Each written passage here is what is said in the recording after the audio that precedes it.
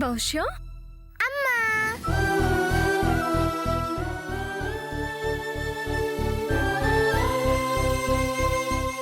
బహుశా ఏంటమ్మా నువ్వు ఈ వేళప్పుడు ఇక్కడికి వచ్చావు? నువ్వు ఇంట్లో నుంచి ఇక్కడికి వచ్చేసావని తెలిసింది.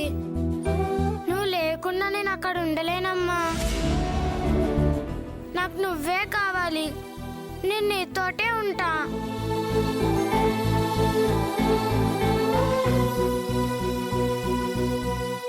బహుశా అమ్మా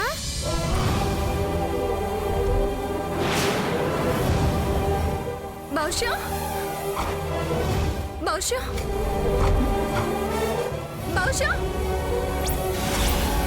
బహుశా బహుశా బహుశా బహుశా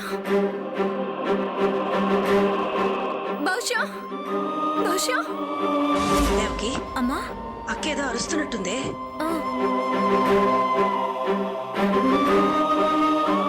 బహుశా బహుశా ధరణి, ఏమైందమ్మా? ఏంటి అంతలా అరిచావు? బాధగా కలలో బహుశా వచ్చిందమ్మా. నీ దగ్గరే ఉంటానని మారం చేస్తుంటే ఎవరో బలవంతంగా లాక్కెళ్లారు. నిజమైనా అదేగా జరిగేది. పాపం బహుశా నా కోసం ఎంతగా ఏడుస్తుందో. చూడు ధరణి, దానికి దాని కన్నతలుందే. ఏడ్చినా ఓదార్చుకుంటుంది, మురిపిస్తుంది. నువ్వు నీ కన్నతల్లి నేడిపించుకో. నీది కాని దాని మీద నువ్వు ప్రేమను పెంచుకోకు. ప్రేమ పెంచుకుంటే అది దూరం అయితే బాధపడాల్సి వస్తుంది.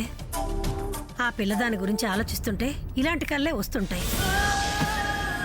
వద్దనుకుని వచ్చావు, వదులుకో. మనసులోంచి వాళ్ళకి సంబంధించిన జ్ఞాపకాల్ని తుడిచేసుకో. అది కదమ్మా. ఏది కాదే? ఆయనే నీవాడు కానప్పుడు, నువ్వు ఆయన భార్యవు కానప్పుడు పిల్ల నీదెలా అవుతుంది? అమ్మ చెప్పింది కరెక్ట్. ఎందుకు వాళ్ళ గురించి ఇంకా ఆలోచిస్తావు? ఎంత త్వరగా వీలైతే అంత త్వరగా మర్చిపోవడం చాలా మంచిది.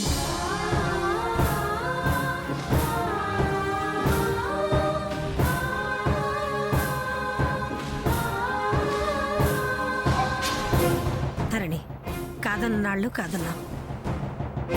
అది అలాగే కలయ్యింది. నువ్వు అనుకున్నవన్నీ చెదిరిపోయాయి. ఇకనైనా నా మాట విను. ఒక్కసారి చూడాలనిపిస్తుందమ్మా. చూడాలని వెళితే చివాట్లు పెట్టి పంపిస్తారే. పిల్లని సాకు చేసుకుని తండ్రిని లాక్కోవాలని చూస్తున్నారు అంటారు. అవసరమా? కాదనుకుని వచ్చాక మళ్ళీ వెళ్ళి మాటలు పడాల్సిన అవసరం ఏంటే నీకు? పిచ్చి పిచ్చి ఆలోచనలు కట్టిపెట్టు. అక్క, మంచినీళ్ళు తాగు.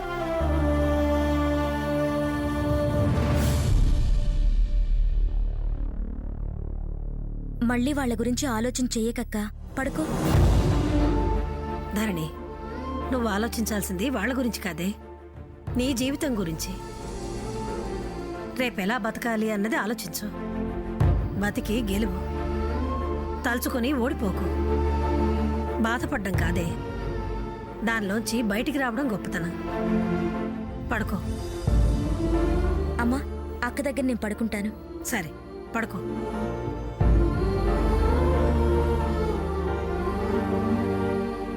పడుకో అక్క.